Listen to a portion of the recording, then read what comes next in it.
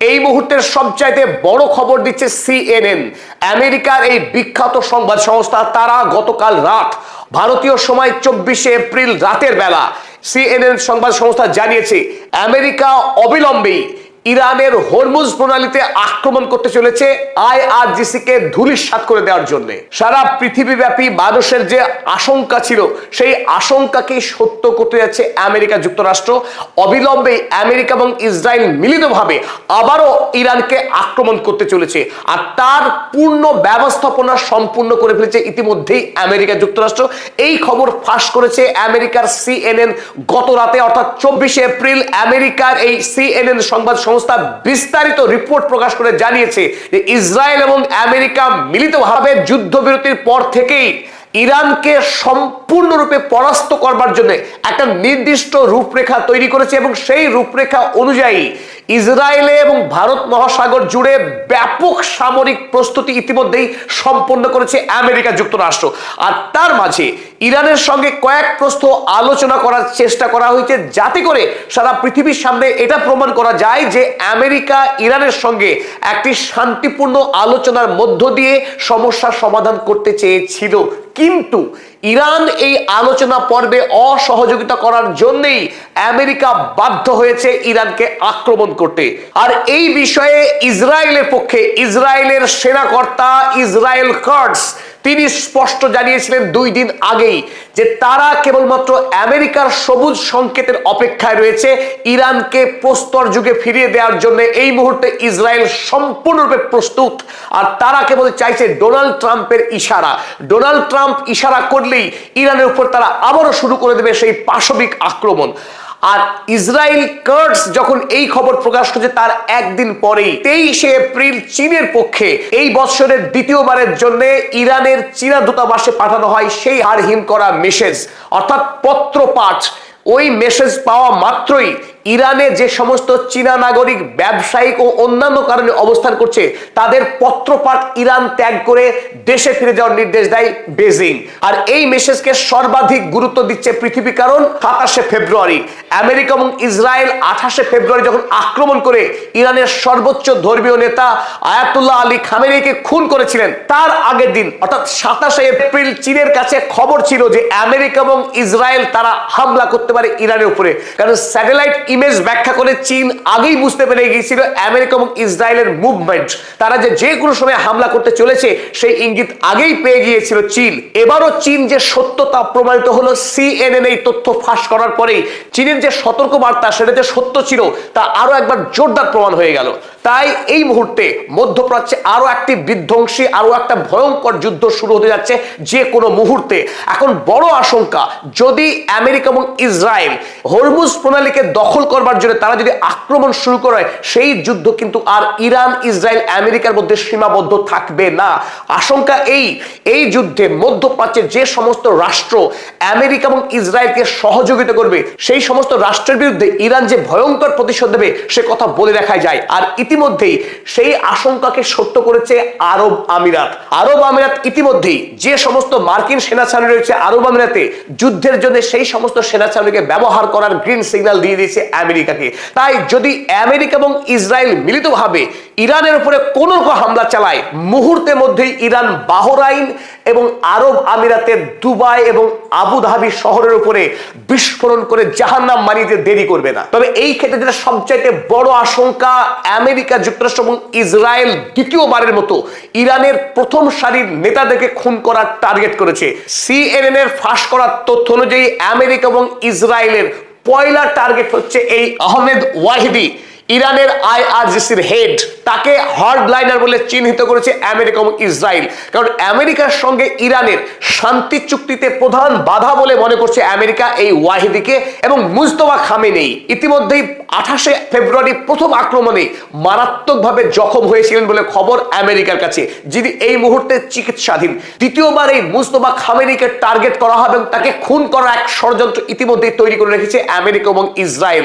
অর্থাৎ ইরানের প্রথম সারির নেতা, সামরিক অসামরিক সমস্ত নেতাকেই খুন করবার একটা গভীর ষড়যন্ত্র করেছে আমেরিকা এবং ইসরায়েল মিলিতভাবে বিগত কয়েকদিন ধরে।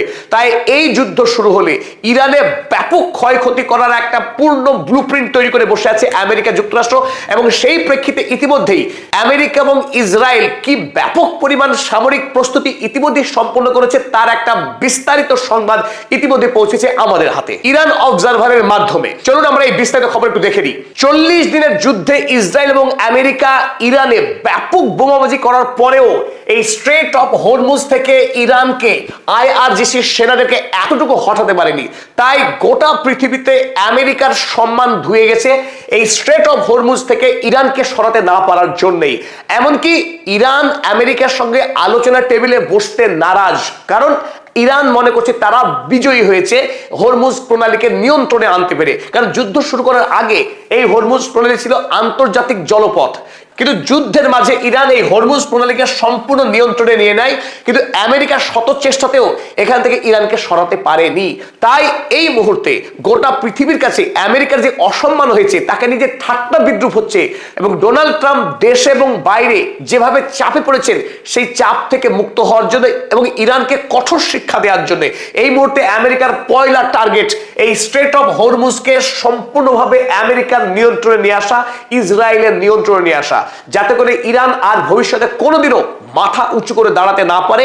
মধ্যপ্রাচ্যে যে রিজিওনাল সুপার পাওয়ার হয়ে গোটা মধ্যপ্রাচ্যকে খবরদারি করা, আমেরিকাকে এখান থেকে বিতাড়ন করার যে স্বপ্ন দেখছে ইরান, সেই স্বপ্নকে চূর্ণ করতে আমেরিকা এবার শুরু করতে যাচ্ছে আক্রমণ। আর সেই তথ্য প্রকাশিত হয়েছে সিএনএন। আর এই স্ট্রেট অফ হরমুজকে নিয়ন্ত্রণ নেওয়ার জন্যই আমেরিকা এই মুহূর্তে সম্পূর্ণরূপে প্রস্তুত, এবং তার জন্যই তৈরি করেছে নকশা কি এই গোটা অঞ্চল জুড়ে ইরানের ব্যাপক সামরিক প্রস্তুতি রয়েছে।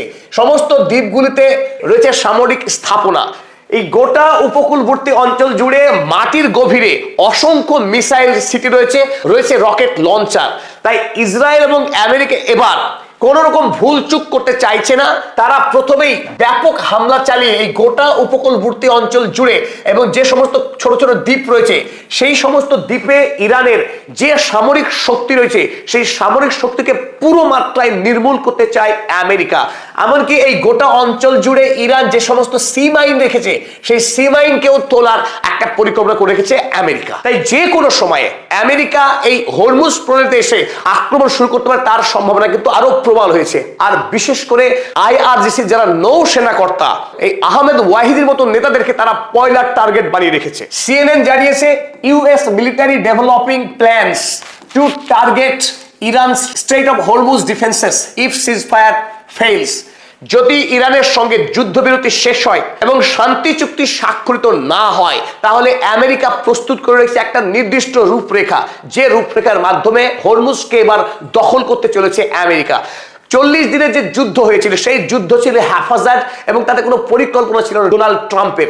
তাই অতীতের ভুল থেকে শিক্ষা নিয়ে আমেরিকার যারা সামরিক নায়ক, পেন্টাগনের সামরিক নায়করা গত 1 মাস ধরে নিরবিচ্ছিন্ন পরিকল্পনা করেছে হরমুজকে কি করে দখল করা যায়। আর সেই পরিকল্পনা সম্পন্ন হওয়ার পরে এবার আমেরিকা ঝাঁপ দিতে চলেছে হরমুজে। আজ অর্থাৎ 25শে এপ্রিল, মাত্র 2 ঘন্টা আগে যখন আমরা শুট করছি, এখন থেকে ঠিক 2 ঘন্টা আগে ইরান অবজারভার তার একটা ভিডিও ফুটেজ প্রকাশ করেছে, যেখানে দেখা যাচ্ছে আমেরিকা যুক্তরাষ্ট্র থেকে কয়েকশো প্লেন ধারাবাহিকভাবে ইসরায়েলে আসছে, ইসরায়েল থেকে প্লেন ধারাবাহিকভাবে আমেরিকায় ফিরে যাচ্ছে। আমেরিকা এবং ইসরায়েলের মধ্যে যে এয়ার ট্রাফিক, সেই এয়ার ট্রাফিক ব্যাপকভাবে সক্রিয়, যাতে অসংখ্য যুদ্ধ সামগ্রী বহনকারী আমেরিকার সামরিক বিমান, সেই সামরিক বিমান ব্যাপক হারে ইসরায়েলে আনাগোনা বেড়ে গেছে। আর সেখান থেকে স্পষ্ট বোঝা যাচ্ছে যে আমেরিকা চূড়ান্ত যুদ্ধের একটা প্রস্তুতি গ্রহণ করছে। ব্যাপক পরিমাণে আমেরিকা থেকে যুদ্ধের রসদ তারা ইসরায়েলে এনে ঢালছে, যাতে করে ইরানে খুব সহজেই আক্রমণ চালানো যায়। চলুন আমরা দেখে নিই ইরান অবজারভার কি লিখেছে। The United States has deployed its air defence forces to the region and sent additional equipment there. America যুক্তরাষ্ট্র এই মুহূর্তে ইসরায়েলের আকাশ প্রতিরক্ষা ব্যবস্থাকে শক্তিশালী করছে এবং অতিরিক্ত বিপুল পরিমাণের সেনাবাহিনীকে মোতায়েন করছে, যা এর আগে কোনোদিনও করেনি এত পরিমাণ সেনা মোতায়েন। The United Arab Emirates has granted the United States permission to station significant air forces in its territory।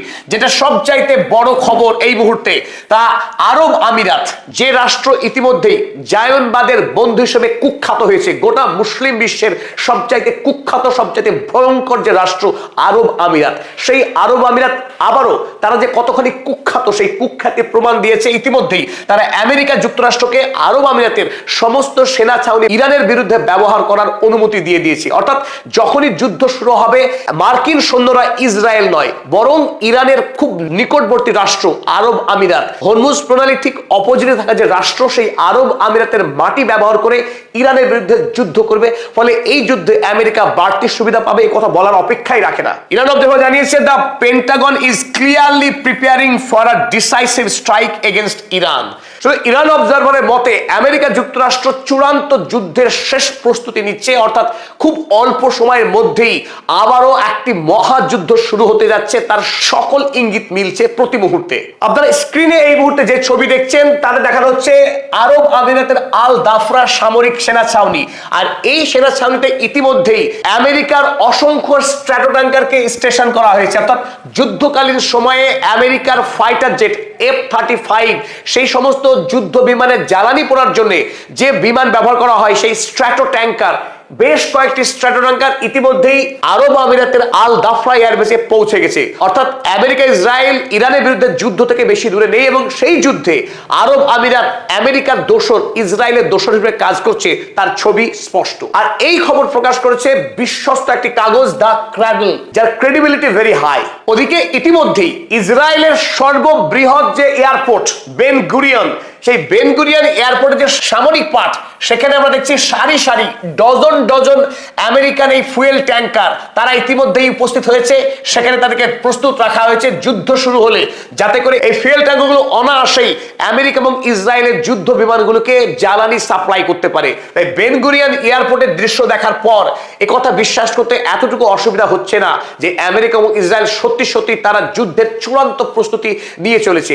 আর যখন বেন গুরিয়নে রাখা রয়েছে ফুয়েল ট্যাঙ্কার, ইতিমধ্যে ভারত মহাসাগরে পৌঁছে গেছে আমেরিকার অন্যতম বৃহৎ যুদ্ধ জাহাজ ইউএসএস জর্জ H.W. বুশ, যেখানে রয়েছে 80টিরও অধিক ফাইটার জেট। তার সঙ্গে এখনো উপস্থিত রয়েছে ত্রিপলির মতো জাহাজ, যে জাহাজের সেনাবাহিনীরা মুখিয়ে রয়েছে পেন্টাগনের সবুজ সংকেতের জন্য। তারা ঝাঁপিয়ে পড়তে চায় ইরানের ওপর। আর প্রস্তুতি যখন চূড়ান্ত পর্যায়ে, তখন আমেরিকার প্রবীণ সেনেটর এবং আর্ম সার্ভিসেসের চেয়ারম্যান রজার উইকার, এই রজার উইকার বয়সে প্রবীণ হলেও এখনো তার মধ্যে যুদ্ধের আকাঙ্ক্ষা ভয়ঙ্কর। তিনি আমেরিকার ডোনাল্ড ট্রাম্প প্রশাসনকে নির্দেশ দিয়েছেন, finish the job in Iran but don't forget China. সরাসরি ডোনাল্ড ট্রাম্পকে তিনি পরামর্শ দিয়েছেন মার্কিন প্রশাসন খুব শীঘ্রই ইরানে তাদের যুদ্ধ শেষ করে ইরানকে খতম করে দেয়, তবে চীনের বিষয়ে একটু সাবধান থাকতে বলেছেন। তাই আমেরিকার অভ্যন্তরেও রিপাবলিকান দলের এই প্রবীণ সেনেটর, যিনি এই মুহূর্তে আর্ম সার্ভিসের চেয়ারম্যান হয়ে আছেন, সেই রজার উইকার, তিনিও যুদ্ধের পক্ষে বড় সওয়াল করেছেন। আর তিনি একটি বিস্তারিত আর্টিকেল লিখেছেন, যে আর্টিকেল গত রাতে প্রকাশিত হয়েছে ম্যাগনোলিয়া ট্রিবিউনে। সুতরাং সব মিলিয়ে কথা স্পষ্টভাবে বলা যাচ্ছে যে যুদ্ধ আর বেশি দূরে নেই। দ্বিতীয়বারের মতো ইসরায়েল আমেরিকা ইরানের বিরুদ্ধে আক্রমণ করতে চলেছে। এখন দেখার বিষয় ইরান এই আগ্রাসী শক্তিকে কিভাবে মোকাবেলা করে। আগের বার অর্থাৎ 40 দিনের যুদ্ধে যেভাবে যোগ্য জবাব দিয়েছিল আমেরিকা এবং ইসরায়েলকে একসাথে, এবারও কি ঠিক সেইভাবেই ইরান আমেরিকা এবং ইসরায়েলকে যোগ্য জবাব দিতে পারবে, সেটাই দেখার অপেক্ষা। গোটা পৃথিবীতে নতুন করে একটা ভয়ের পরিবেশ তৈরি হয়েছে এই মুহূর্তে। পরবর্তী আপডেট নিয়ে আবারও ফিরে আসছি। পদাতিক চ্যানেল আপনাদের জন্য নিরন্তর পরিশ্রম করে চলেছে, সঠিক এবং নির্ভরযোগ্য সংবাদ পরিবেশনের কাজ নিরন্তর করেছে। আপনাদেরকে অনুরোধ, আপনারা আমাদের চ্যানেল